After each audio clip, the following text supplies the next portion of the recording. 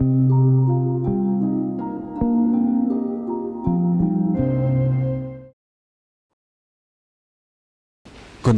coa presenza, coa participación e coa colaboración de don Luís Manuel García Mañá, que é unha figura poliédrica que realmente é difícil presentalo porque poderíase presentar desde moi distintas facetas. A súa faceta profesional, polo cal é moi coñecido tamén, remíteo á súa función como comisario, foi xefe de policía en Galicia, xefe principal de policía e actualmente comisario principal vocal do Consello Asesor da Dirección General de Policía. Algúns dirían, bueno, e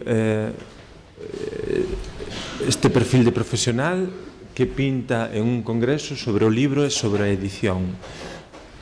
Hai outra faceta de García Mañá que xustificaría, evidentemente falando de outros contidos. Ele é escritor, un escritor con unha produción moi recoñecida no contexto galego e ademais, para os que non saiban, ten unha faceta interesantísima como investigador dunha realidade moi descoñecida que é a do Couto Misto, a Andorra galega. No sur de Galicia puido existir unha Andorra que se quedou como unha especie de anacronismo con certas referencias que aínda se manteñen na tradición. Ele é un dos grandes investigadores desta realidade histórica. Por lo tanto, hai moitas facetas que conflúen nel, pero tamén desde a súa faceta profesional hai un vencello directo co ámbito do libro e da paixón bibliofílica, sobre todo cando alguén levado pola paixón bibliofílica trasgrede, traspasa os límites e empeza a facer cousas que obviamente están fora da legalidade. O señor García Mañá preparou un traballo, preparou unha conferencia que remite un pouco a toda esa realidade que atinxe os delitos contra o patrimonio e as dificultades que pode entrañar para un profesional, tamén como desde o ámbito no que el traballa e que coñece tamén, estas cuestións son abordadas, non? E evidentemente tocando de alguna maneira directamente o ámbito do libro e do libro de valor. Eu, Campos Cultura e Irene García Maiseu queremoslle agradecer moi especialmente ao señor García Mañá que estea hoxe connosco. Agradeceríamos yo en todo caso, pero temos yo que agradecer moi especialmente porque nos onte pedimoslle un favor e el fíxonos o favor e realmente moi de agradecer. Moitas grazas. Grazas. Bos días. Vou facer unha cousa coa licencia de todos vostedes. Vou baixar e ver se coa miña voz, aínda que non é unha voz dun baixo, dunha voz potente, a ver se chego a todos. Escoitas. Bueno, eu prefiro estar por aquí abaixo e seguir con todos vostedes pois a charla que imos ter. Grazas á organización do Congreso por pensar en min, que seguro que perden todos vostedes. Seguro que co conferencista que viña a ir iban a estar moito mellor, pero en todo caso agradezolle que teñan o detalle de escoitarme a mí, que seguramente non vai a ser tan agradable, ainda que eu intentarei, por suposto, que vexan porque se poñan a miña pel no sentido da miña experiencia profesional, máis que como escritor, profesional da policía, como vexo eu estas cousas. E vanme permitir que fale, primeiro que faga unha pequena introducción, si queren, un tanto teórica, que non facía falta porque sei que a maior parte de todos ustedes son profesionais, pero vanme permitir que a fale. No artigo 1 desa lei de patrimonio, ordénasenos de alguna maneira, exíxese que se protexa o patrimonio, ese patrimonio que é a testemunha, que medre, que se acrecente, pero tamén que o transmitimos aos nosos heredeiros, no artigo 1, que o transmitamos de alguna maneira non son íntegros e acrecentados, senón nas mellores condicións posibles.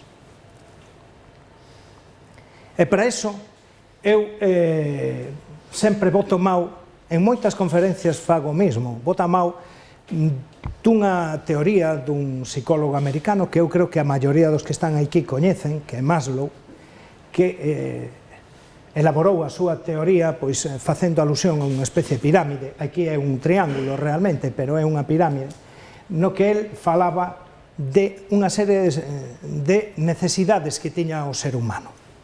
Xa me vou metendo naquelo do ser humano. Evidentemente as primeiras é comer, respirar, vivir, incluso as escatolóxicas, pero as fisiolóxicas no seu conxunto son as primeiras. E a continuación de seguridade. Ter a seguridade de ter a comida, ter a seguridade de ter unha moradía, ter a seguridade de ter o que teñas, o que che dá, o que che permite vivir.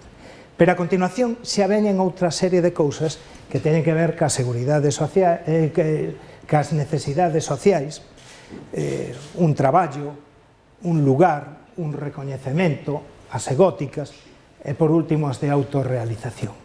Está claro que superadas as básicas, que son as dúas primeiras, cando xa entramos no territorio das necesidades sociais, aí xa non nos chega solamente con ter de comer, con ter un traballo, con ter tal, ter esa seguridade, senón que xa temos a necesidade de medrar.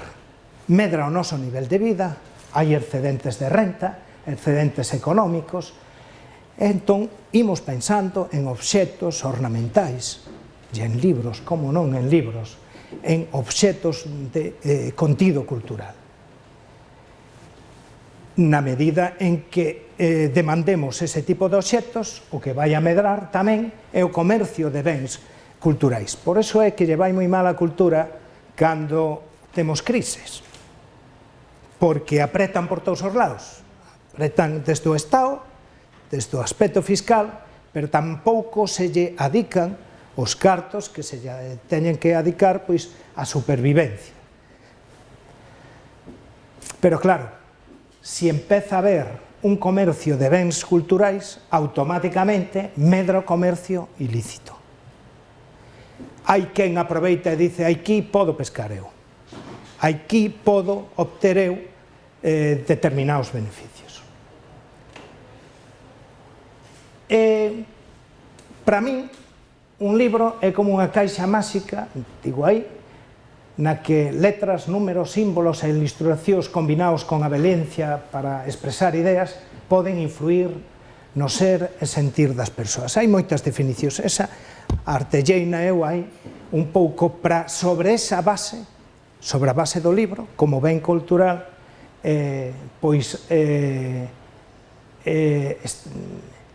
evolucionar no que vou a ir dicindo. E xa falamos de que estaban superadas as necesidades básicas e que aparecen esas outras necesidades, entre outras a de ter libros. Pero cousas que eu saiba que teñan máis interés que aquelo que é secreto, que está oculto, que as cousas que están agochadas, esas son as que máis interesan. Entre esas, evidentemente, está o libro. Sobre todo, históricamente estuvo o libro. Aínda hoxe hai bibliotecas onde se coidan os libros con mimo, con agarimo, que non queren compartirse con ninguén. Isto imos falar logo. Polo tanto, poucas cousas teñen máis atractivo co agochado. Os libros estuveron agochados moito tempo e aínda siguen en moitas bibliotecas agochados. E as cousas é certo que canto máis inaccesibles son, máis se desexan. Por lo tanto, o comercio ilícito vai a intentar achegarse a ese mundo do que se desexa e que non é accesible. Pero que, ademais, dominar o inaccesible é poder, é unha forma de poder. É dicir, eu teño a capacidade de chegar a eso, mentres que outros non poden. E o poder non repara moitas veces o poder non repara en legalismos ni en legalidades. Non podemos esquecer, entón, que un libro agocha saber, información e moitísimas cousas máis que agochárono durante séculos. Alguén me pode dicir, non, é que as novas tecnoloxías é unha forma nova de expresar o que expresan os libros, pero, a fin de contas, os contidos poden ser os mesmos. É unha biblioteca que é un almacén, sin máis. Unha biblioteca pode ser un almacén, por desgraza, que para moitos é o que é, pero unha biblioteca é unha cámara dun tesouro de saberes, un tesouro de informacións, un tesouro de historias, un tesouro de fantasía.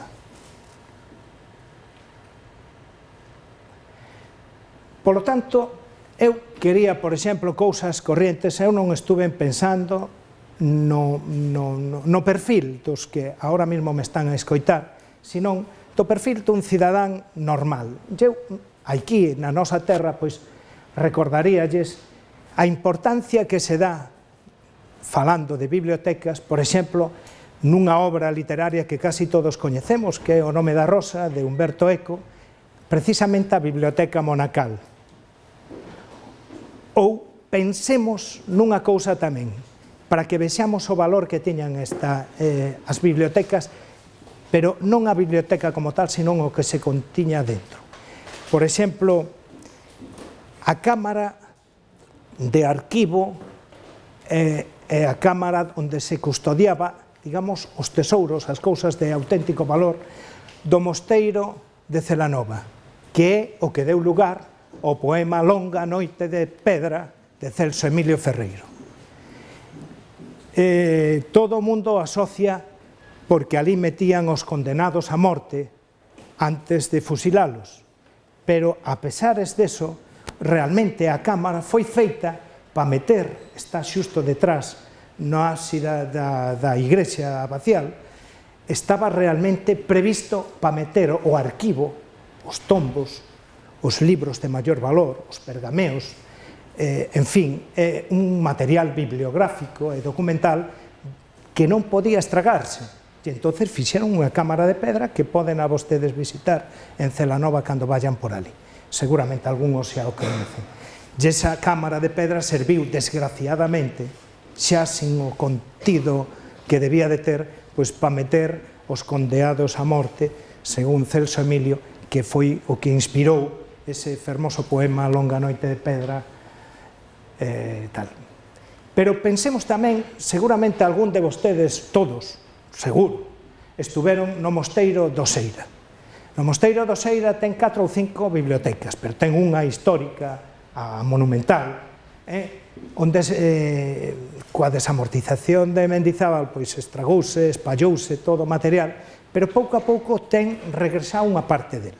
Entre outros, podo dicirlles, probablemente para os máis entendidos, que teñen polo menos tres exemplares de edicións distintas do Pedacio, Dioscórides a Narzabeo, que probablemente saiban vostedes que se trata dun dos libros de máis éxito da mediciña e da farmacopea tradicional desde o século I, que é a etapa no que foi escrito, pero logo traducido polos árabes, e chegou precisamente a través dos omellas cordobeses a Europa. Ese libro era un dos tesouros que estaban nas bibliotecas e que, por certo, agora recuperáronse 3 edicións xa posteriores ao século XVI, con novedades e aportacións. E que vamos decir deses libros máxicos, ou da Biblioteca Vaticana secreta, a biblioteca tal, onde están guardados pois libros que teñen críticas, que teñen fantasías, que teñen unha serie de cousas que, como supuñan un certo poder, aínda que fora fantástico, non estaba ao alcance de todos, estaban, de alguna maneira, a propia Igrexa os apartaba, os metía no índice, etcétera, etcétera. Un exemplo pode ser, aquí na nosa terra, pois tanta xente, tantos persoas cultas e preparadas, pois anduveron detrás do Ciprianillo a ver se atopaban por aí algún tesouro. O libro, como saberán, que tiña as fórmulas e os lugares onde, en teoría, estaban agochados os tesouros, e mediante un pacto e unha liturxia co demo, pois podíase recuperar. Bueno, todo isto para que foi? Pois para falar de que hai certas xentes que traspasan as fronteiras desa pasión lexítima e fermosa que son os libros, e que a expresión bibliofílica que aquí xen remarcar probablemente ten algunha connotación peyorativa, algunha connotación como pode ser todo que é filias e fobias, pois parece como que teñen algo de transgresoras. De certo, todo o que son excesos nun lado ou noutro, evidentemente nos levan a situacións límites. Nese título eu separo tres cousas. A paixón é unha cousa, é un sentimento potente, fondo, forte, que solamente poden sentir as persoas, evidentemente. Traspasar fronteiras, neste caso, pois ten que ver moito co sentido do ilícito. A fronteira non é a fronteira física, xeográfica, sino a fronteira do lícito e do ilícito, pasando do lícito cara ao ilícito. O bibliofílico, pois, é esa persona, o que é afeccionada a edicións orixinais, ou as primeiras edicións, etc., pero que, evidentemente, poden chegar incluso a posicións enfermizas, como agora veremos. Pode ter algo de exagerado, pode ter algo de máxico, pero tamén pode ter algo de enfermizo. E aquí é onde entro eu, desde a miña profesión, e pola experiencia, a falar de persoas infractoras. Pero persoas infractoras porque son os que expolian os libros. A expoliación pode ser de moitas maneiras, non solamente furtándoos, sustraendos os seus lexítimos propietarios, senón ripándolle, por exemplo, as follas, xa verán un exemplo, ou determinadas ilustracións, ou estragándoas, ou simplemente manténdoas nunha situación que non debería ser. Porque moitas veces é que eu vin en certo bispao, en certo momento, como tiñan ali un montón de libros valiosísimos amoreados nun fallado xustamente onde chovía. Bueno, estas cousas danse moito, como verán, e algunha delas falaremos tamén. Primeiro, eu fago tres clases, sobre todo de persoas infractoras, pero primeiro falaremos dos coleccionistas compulsivos. Normalmente, estou seguro que aquí hai moitos libreiros e moitos coleccionistas e saben que hai persoas que nin venden, nin ceden, teñen aquelo como algo só meu que nin siquiera o quero enseñar. É algo moi privado, é un obxecto de culto, teño pois agochado na miña biblioteca particular. Son persoas que teñen moitas veces tendencias narcisistas, que ven no libro moitas veces un certo erotismo, é só meu, non o comparto, é como o coche ou como outras cousas, non quero como aqueles machistas que a muller la maté porque era mía. Bueno, pois o mismo, o libro é meu, é unha tendencia evidentemente que transgrede, que trascende do lícito. E bueno, aí hai unha frase de José Luis Vilallonga, ese playboy que andaba por aí da nobreza, que foi actor, pero que tamén foi escritor, que decía el: un libro de cabecera, lo decía en castellano, un libro de cabecera no se escoge, se enamora uno de él, del libro. Eu creo que é moi significativa esta frase, porque efectivamente hai xente que de algún xeito pois pensa que eso é así. Probablemente todos nos enamoramos, todos sentimos algunha cousa por algún libro de cabeceira, pero estou falando cando ese libro, para chegar a él, hai que transgredir a norma. Son persoas tamén, algún deles, que teñen tendencias obsesivas, cualitativas e cuantitativas para facer boas bibliotecas. Por eso digo, por eso está aí esa frase, non? Cuantitativas, é dicir, teño máis libros que ninguén. Hai quen mide as bibliotecas por metro, pero hai quen, en cambio, ten o millor un metro nada máis de libros e ten auténticos tesouros. Poño un exemplo. Juan Oliveira, o escultor que fixo, por exemplo, os cabalos, o Pegaso que hai en Barajas, ou os cabalos da Praza de España de Vigo, Juan Oliveira tiña unha pequena biblioteca da que estaba orgullosísimo, e con razón, porque era a mellor biblioteca equina que había en España. E era pouco máis que daqui ao fondo do tal. Pero equina, pero moi especializada e con exemplares absolutamente únicos. Querían ya comprar e tal, por lo tanto, cuantitativamente non era grande cousa, pero cualitativamente sí que era. E aí hai outras dúas frases que eu trouxen para estenderme un pouquiño, que son esas que están aí. Para instalar unha boa biblioteca particular precísanse dúas cousas: un amplo círculo de amigos e unha má memoria. Tomalia, o austríaco. Bueno, está claro que é unha exageración, pero hasta que punto é unha exageración?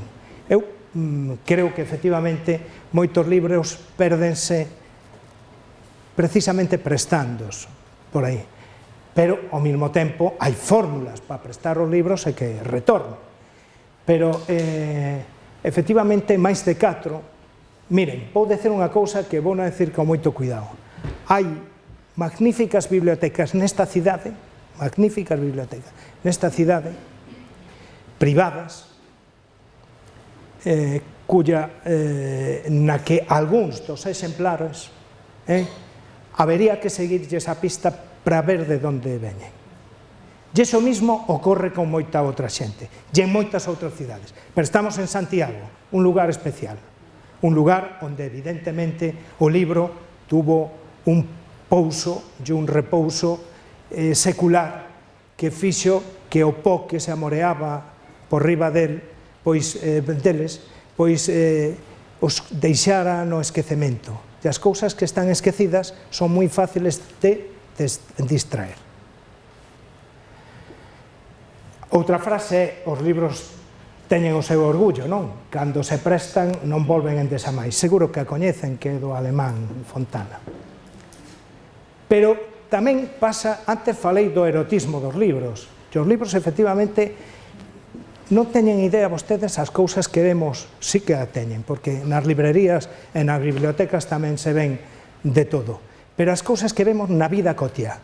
Nunca poderíamos pensar que a sensualidade pudera estar en calquera obxecto. Eu coñezo unha narración na que un individuo enamórase dunha instrumentista que tocaba o cello, violonchelo, pero ao final acaba sendo o seu amor, está enamorado realmente do cello e non da muller. Bueno, pois eso pasa cos libros. Os libros entran polos ollos, sentido da vista. Entran polos ollos. Sempre os editores procuran mostrar un certo atractivo. Entran polo tacto, mas creo que todo o mundo toca esas follas, toca esa portada, toca todo. Entra polo arrecendo que desprende, polo sentido do olfato. E dirán, e os outros dous? Pois tamén entra polo oído, porque o pasar das follas e todo isto tamén produce unha certa sensualidade en algunhas persoas moi afeccionadas, moi ligadas ao libro. Dicen, pero o último, o que queda ao gusto, bueno, pois saiban vostedes que hai xente que come papel.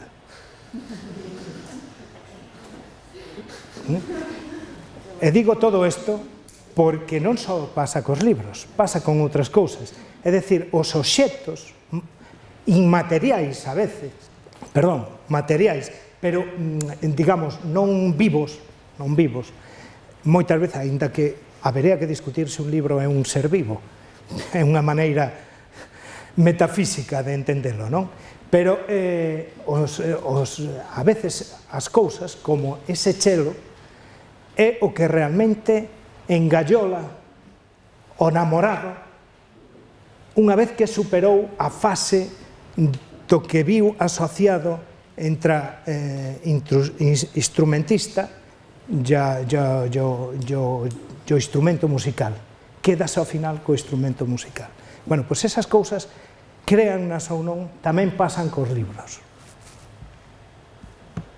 Hai outro tipo de persoas que son ocasionais, delincuentes ocasionais, eu máis que traficantes, porque logo traficarán ou non, según lle vaya o conto. Eu falaría de delincuentes. Delincuentes, a veces nin delincuentes habería que chamarle. Unhas veces sí, outras non. Que son aqueles que descoñecen o valor do sustraído.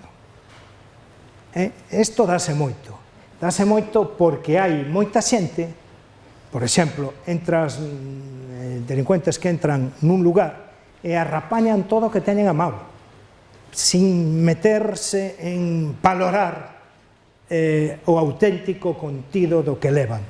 Trátase de levar cantidade, non calidade ou tal. Estas persoas, ademais, suelen cometer erros moi sustanciais que fan que se esclareza pronto o acontecido.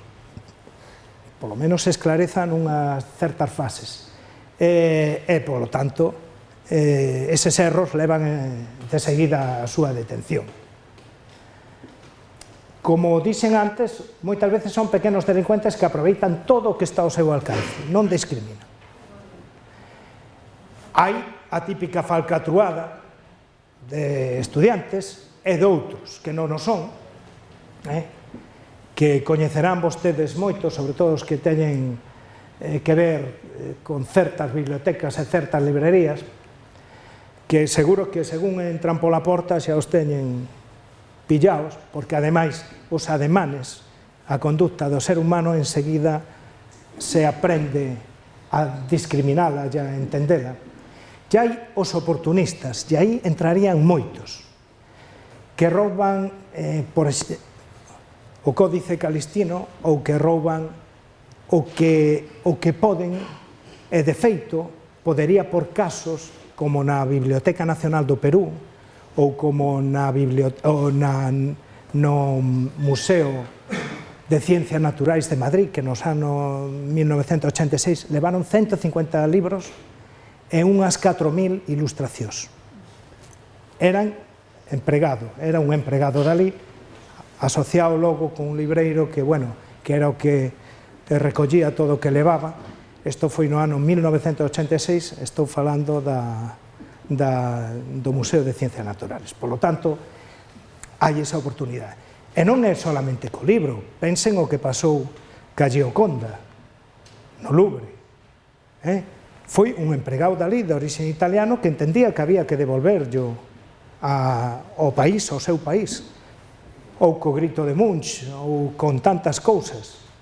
En fin, é moi frecuente, non hai moito tempo, tamén a Guardia Civil detivo a un investigador de Huelva que creo que era un mosteiro, sí, un mosteiro aragonés, levouse varios exemplares valiosísimos que logo, pasado un tempo, a traverso de outra persoa, pois intentou colocar nun lugar de Huelva. O que pasa é que non se preocupou nen sequera de quitar unha especie de eslibris que tiñan os libros, e lóxicamente por aí foi moi fácil collelo. Por iso digo que cometen erros fáciles de detectar, e eses sí que son fáciles normalmente de deter. Algún dirá, por que se tardou tanto aquí? Non se tardou tanto por parte da policía. Había outra razón, que era que non se estragara, non se sabía onde estaba, e entonces había que, de alguna maneira, asegurarse de que se podía recuperar o tal. Pero deso, esta tarde, seguramente, co que o xuez e magistrado Taín poderán falar, eu non vou a decir nada máis. Coñecín un caso que o vivín eu dun personaxe moi importante da literatura galega, moi importante, podería decir o nome, pero morreu. Non sei se lle gustaría aos seus deudos, algún deles vive en Santiago. Moi importante da literatura galega e do galeguismo, que recibía todos os anos, polo Nadal, unha ilustración fermosísima de libros antigos. Seguro que o coñecen todos vostedes, que o coñeceron. Un gran conversador.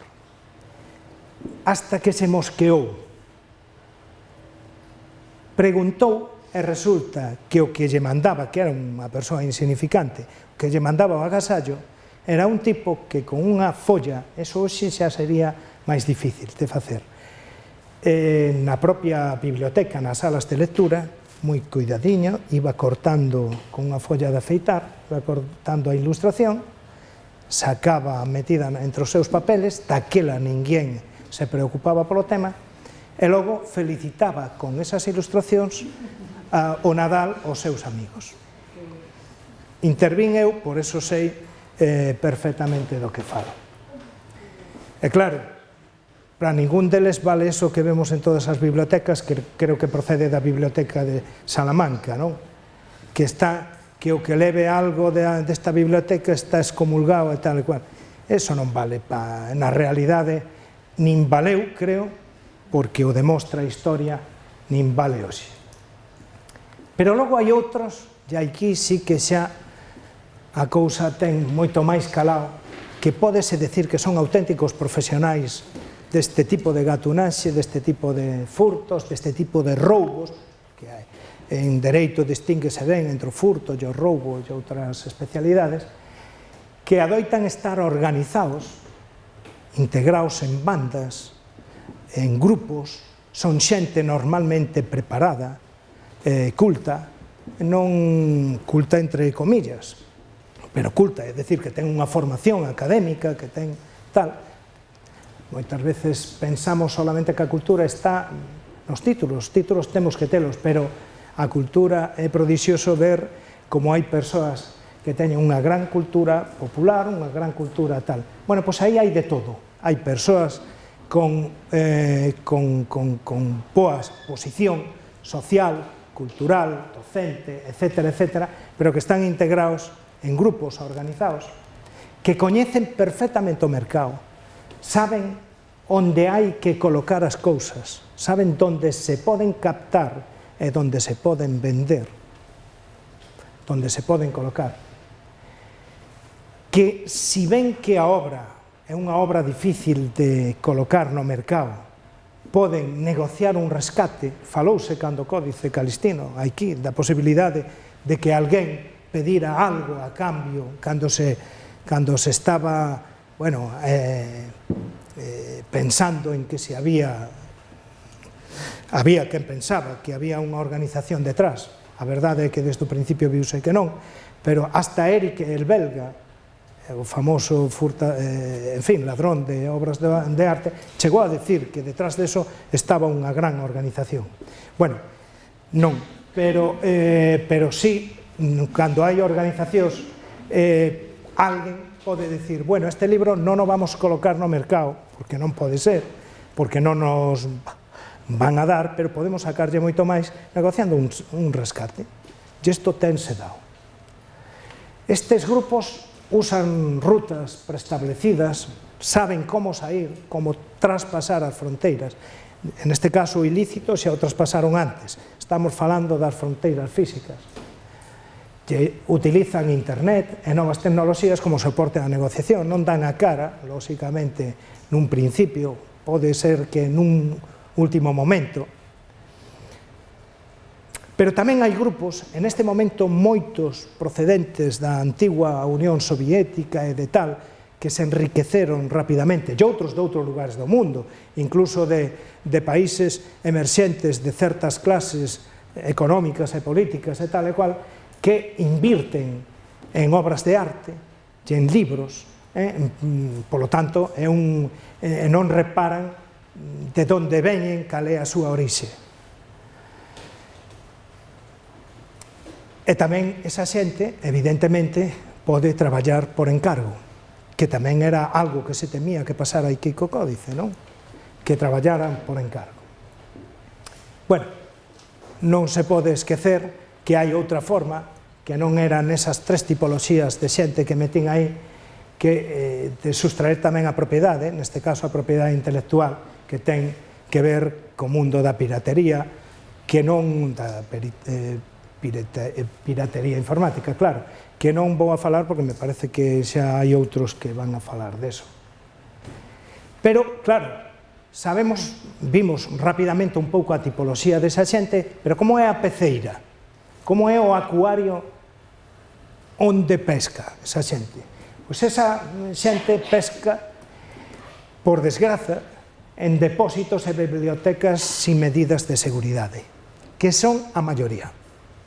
Para que haxa unha biblioteca como cas garantías que ten hoxe a Biblioteca Nacional, pois hai 1000 que non o teñen. Ademais, pensen que non solamente estamos a falar das bibliotecas estatais ou das bibliotecas públicas ou das bibliotecas institucionais, senón de bibliotecas privadas que teñen auténticos tesouros.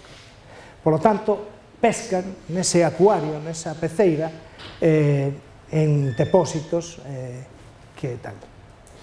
Pero tamén ven todo eso, está o denunciando constantemente en todos os congresos que se fan, pois porque fallan, porque faltan inventarios e catálogos. Faltan inventarios e catálogos. Eu estou certo e sei, polo que vin, que moitísimos libros que están neste momento agochados, guardados, en determinados depósitos de determinadas institucións, incluso de Santiago, non están dabondo descritos. Non hai eses catálogos e eses inventarios. Supón Interpol, despois de facer un traballo que non sei que credibilidade ten, pero supón que menos do 18% dos obxectos de arte, polo tanto, os libros é unha parte desa, dos obxectos de arte están perfectamente definidos, perfectamente descritos, e con imaxe, a imaxe o microfilm antes, agora mesmo escaneados desta ou da outra maneira, etcétera, etcétera, que a técnica que corresponda. Pero é que, ademais, esa peceira ensánchase e agrándase. Como se agranda? Pois podía pôr moitos exemplos actuais, pero vou a pôr eses tres.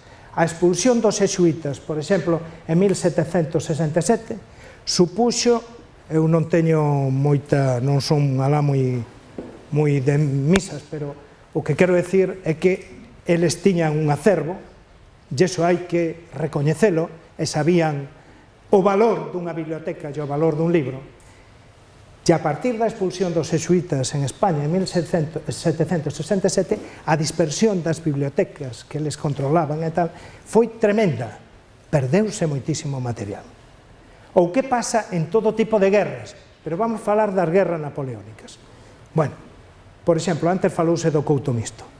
Cando o mariscal Soult, non il, os seus imperiais, o seu exército, chega ao Couto Misto, o primeiro que fan, veñen fuxindo de Wellington, de Portugal, isto é o mes de maio de 1809, facía un frío de medo, entonces había que coller todo o que servira para queimar, por un lado, para prender o lume, arquivos, libros, partidas de bautismo, porque aínda non había o rexistro civil, foi posterior, como saben, é de finais do século XIX, pero sí os rexistros religiosos e outros de tipo notarial, sí existían. Entón, rouban todo o que teñen na arca, no arquivo da arca, pero non só para prender o lume, que era un inverno chuvioso como foi este. En maio estaba todo enlamado, todos os camiños estaban cheos de lama. A artillería non pasaba, porque pesaba e non había nada que tirase. Pero tamén para outra cousa, carfollas dos misais, dos libros de todo tipo, atacaban a ánima dos canóns, das espingardas, das escopetas. O sistema é meterlle unha carga de pólvora, atacar con un trapo ou un papel que procedía precisamente en boa medida de trapos, meter o balote, un trozo de chumbo, e volver a atacar o balote con outro cacho de papel. E iso era moi fácil fornecerse nun libriño que levabas metido na bolsa, arrancabas unha folla, chas, e tal cual. Esa era as armas de fogo que entón se movían. Bueno, pois moitos libros, moitos pergameos, moitos documentos valiosos estragáronse desta maneira. E que vou decir, por exemplo, pensen nada máis o que pasou na guerra de Irak, no museo. As obras de arte que aí se perderon e que agora mismo están aínda intentando atopar.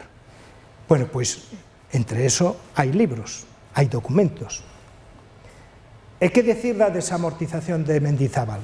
Foi boa, probablemente desde un punto de vista da filosofía do Estado, pero a práctica, que trouxo a práctica?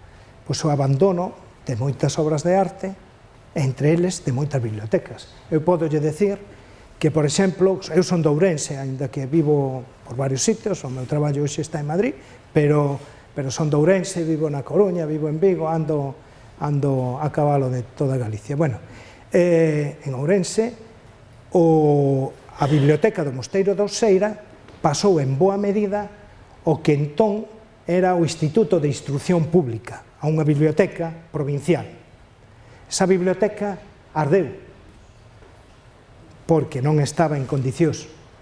Ardeu no século XX, pero xa antes se espallaran moitos dos seus libros. E a prova é que eses Dioscórides dos que falamos antes, do Dioscórides de Pedacio, Dioscórides Anarzabeo, que é o nome do autor, pero que todo o mundo coñece polo nome de Dioscórides como o libro máis xenuíno da farmacopea e da medicina clásica. Bueno, pois tardaron cento e pico anos en poder recuperalos e poder ter unhos exemplares que desde sempre tuveron, sobre todo na Biblioteca Histórica de Oseira. A protección xurídica dos libros, pois solamente a vou enunciar, porque eu son licenciado en Dereito, podería espallarme, pero estou seguro que era un pesadelo. Simplemente decir que ven na Constitución, nos artigos 46 e 149 e 128, pero que tamén o Estatuto da Autonomía de Galicia se recolle, que se recolle na Lei de Patrimonio Histórico Español e a normativa vinculada, que se recolle no Patrimonio Cultural de Galicia normativa vinculada, que se recolle en varios títulos e capítulos do Código Penal como delitos e como faltas. As faltas, por certo, van desaparecer, así que preparémonos aí tamén, porque as faltas teñen que ver moitas veces na importancia do delito no valor. Por exemplo, na actualidade falta todo que vale menos de 400 euros. Sempre que non sea por procedementos violentos ou de forza, que sea simplemente ripando, levando, agochando na chaqueta. Que a protección xurídica e policial, tanto por parte da Policía como da Guardia Civil en España, pois vai referida sobre todo á cooperación policial internacional. Interpol e Europol teñen unhas bases de datos cas pezas descritas, pero cas pezas sustraídas, non cas pezas que aínda están. Por lo tanto, calquera pode entrar na base de datos e ver que pezas están sustraídas, como son, como non son, máis ou menos a descripción que haxa, a veces moi cativa, pero calquera pode entrar.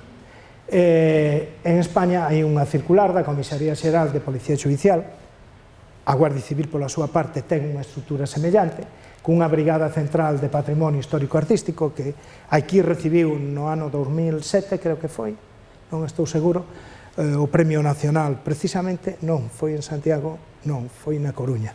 Deronlle os reis un dos premios, tanto a Policía como a Guardia Civil, a esta brigada pola recuperación de obras de arte, de libros e de tal. Hai un delegado regional de Patrimonio Histórico-Artístico que conecta cos funcionarios de Policía Judicial e hai un responsable provincial de Patrimonio Histórico-Artístico. Isto tanto na Policía como na Garda Civil. E tamén hai un libro rexistro de Policía que ven do ano 24 por unha real orde no que, en teoría, habería que anotar todas as compras e todas as vendas. Eu vou rematar, para que se me queren facer algunha pregunta tal, a visión do que eu quería decir está dita. Podía afondar moito, porque xa son vello, xa non me quedan moitos anos, quedame 2 para xubilarme, e vin moito ao longo de 44 anos de profesión. Pero podería falar de moitas cousas. Pero quédome con esta frase de un profesor da Universidade de Venecia, que escribiu: predomina a crenza de que os cidadáns non teñen a obriga moral de protexer o seu patrimonio cultural. É preciso que recuperemos o convencemento de que somos os verdadeiros propietarios destes tesouros. E con esa frase remato e non lle estou máis a tabarra. Moitas grazas.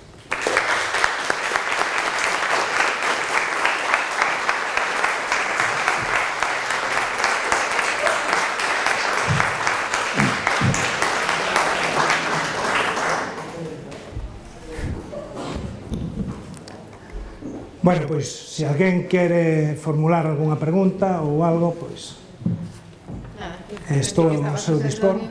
Se queredes facer algunha pregunta en relación ao que acabades de escoitar ou calquera outra cousa que poida xurdir e que os poida responder o señor García Mañá. Se non, ímonos a tomar unha cerveza, se está. Antes da cerveza, Luis, hai unha cuestión que se cadra inversa, non? É dicir, hai moitas veces que se ten a referencia de que hai individuos que acuden a determinadas bibliotecas e fan con determinados fondos, pero é ao revés. Quero dicir, as institucións hai momentos nos que teñas visto, teñas detectado que hai determinadas institucións que se aproveitan igual do descoñecemento da confianza dos cidadáns para facerse con fondos propios. Mira, as institucións sí, pero as institucións son impersonais. No fondo, sempre hai alguén detrás, algún ser humano detrás da institución. É dicir, quen é o aproveitado, a institución ou a persoa que está detrás? É para a institución ou é para el? Habería que visitar moitas casas e moitas bibliotecas particulares. Atoparíamos moitísimas sorpresas. Moitísimas sorpresas. Por lo tanto, penso que habería que discriminar. Efectivamente, algunhas bibliotecas pode que se teñan feito baseándose na ignorancia de quen dispuxo desa biblioteca nun momento determinado. Podolle decir, por exemplo, a título de anécdota, que non ten que ver ca ignorancia, probablemente neste caso era sabiduría, pero bueno, unha cousa que me encabuxou a mí moito foi xa hai uns anos, nunha destes mercados de vello, de pronto vexo uns libros meus, llavros, e ademais estaban adicados a unha persoa de tal. Ese libro, ese primeiro libro que vin e que me encabuxou moito velo ali nunha librería de vello, porque sentíme vello, eu. Dixen, mira, xa estou aí no rastro, xa estou aí perdendo tal. Pois, probablemente, aínda que me encabuxou por eso, probablemente o que pasou, e sei que pasou eso, é que morreu a persoa a quen eu lle dedicara un deses libros. Morreu, e os herdeiros, vai tú a ver, vendéronlo por xunto. Estou seguro que venderon a biblioteca por xunto, que non discriminaron o que había bo, o que había malo, nin se aconsellaron cun bibliófilo, non se aconsellaron con ninguén, pero venderon eso cos mobles, cas baixelas, ca roupa, con todo. O que se trataba era de sacar 4 pesos e distribuírlos rapidamente entre os heredeiros. Por lo tanto, eu penso que a ignorancia, evidentemente, sirve para que algún se aproveite, pero o que se aproveita non son as institucións, que ao final pode que fagan un acopio de libros, unha morea de unha boa biblioteca. Normalmente as persoas son as que transgreden, porque outra cousa é, se tú non o aprecias, aprecio eu, compro yo, é polo menos posible, polo menos diñeiro posible, pero compro cho legalmente. E aquí estuvemos falando normalmente de cando transgredimos esa fronteira do lícito e pasámonos ao campo, do outro lado do balao, ao campo do ilícito.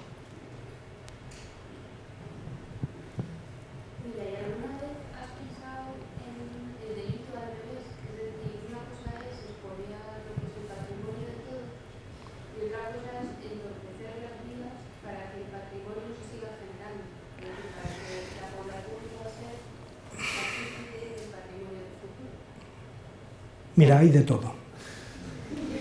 Sí. Mira, yo no creo en la bondad en las instituciones tampoco, pero por eso, porque detrás de las instituciones hay personas.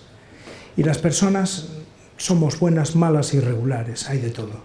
Entonces, puede que haya habido algún caso. Yo en este momento no soy testigo, no recuerdo ninguno en particular, pero sí que no creo en la bondad per se de todo el mundo. Y a veces los intereses son muy ladinos y muy subliminales, ocultan lo que evidentemente un asesor recomendándole a los herederos de los que hablamos que lo vendieran todo, lo que el asesor a lo mejor les dijo era pues para obtener un beneficio él por otro lado, en connivencia con otras personas, etcétera, etcétera. Por lo tanto, ese camino de ida y vuelta, ese feedback, ese voy y vengo entre los libros, el mercado de los libros y tal, puede haber de todo. Pero, en fin, yo he querido ir a lo más conocido y a lo más notorio. Luego las individualidades, pues, y los intereses particulares existen en todas las cosas de la vida, en todas las cosas de la vida. Yo como policía os digo, yo he estado de verdad, y lo digo en un libro que hace poco he publicado, yo he estado con gente de la más alta condición social, el Papa, por ejemplo, y he estado con delincuentes de la más baja condición moral. No pongo, por ejemplo, a unos y a otros, pero sí os digo que muchas veces, y no es el caso que dije, entre unos y otros hay muy poca distancia, desde el punto de vista ético. Y os puedo decir que a veces sorprende la generosidad del desgraciado frente a la villanía del poderoso. Pero mi pregunta iba más por, tú dices que un libro puede generar un comportamiento transgresor, ¿no? Sí. Muchas veces ese comportamiento transgresor va a comportar una evolución en la sociedad, es decir, que va a ser transgresor positivo, puede ser positivo. Entonces también la cultura como una cuestión peligrosa para el orden de las cosas, muchas veces eso es entorpecida, es decir, Gregorio no está. Sí, bueno, históricamente hay muchos ejemplos. Es decir, muchos libros se sacaban de la circulación, muchas bibliotecas se sacaban de la circulación. Lo vemos que lo ha hecho la Iglesia, aún hoy tiene la biblioteca secreta, ¿no?, del Vaticano. O hay cosas, tú vas a determinadas bibliotecas monacales o catedralicias o tal, que hay cosas que están fuera de circulación. Por cierto, deciros que hay libros tanto o más valiosos que esos tan famosos que han desaparecido, que por singulares, por no existir otras copias por parte de los copistas, tal, etcétera, que tienen probablemente más valor crematístico que tal. Bueno, y esto a lo mejor interesa tenerlo fuera de la circulación y en un momento determinado, pues hacer como ocurre en algunos sitios, donde las joyas de la Virgen son meras reproducciones. Sabéis que eso ocurre, ¿no? Que robaron el tesoro de la catedral de tal, y de pronto se recupera el tesoro. Resulta que el tesoro de tesoro no tenía nada. Bueno, esas cosas pueden pasar, y sobre todo históricamente han pasado. han pasado, que no interesaba que determinada gente llegara a determinados espacios. Bueno, ¿sí? Un libro tiene valor porque es muy viejo, muy antiguo, o puede no tenerlo, o qué es lo que incide para que ese libro tenga un determinado valor. Lo digo porque en el año 2000 yo hice una acción que rodeé los murales de Lugo con casi 700.000 libros y recibí libros antiguos de 150, 200 años.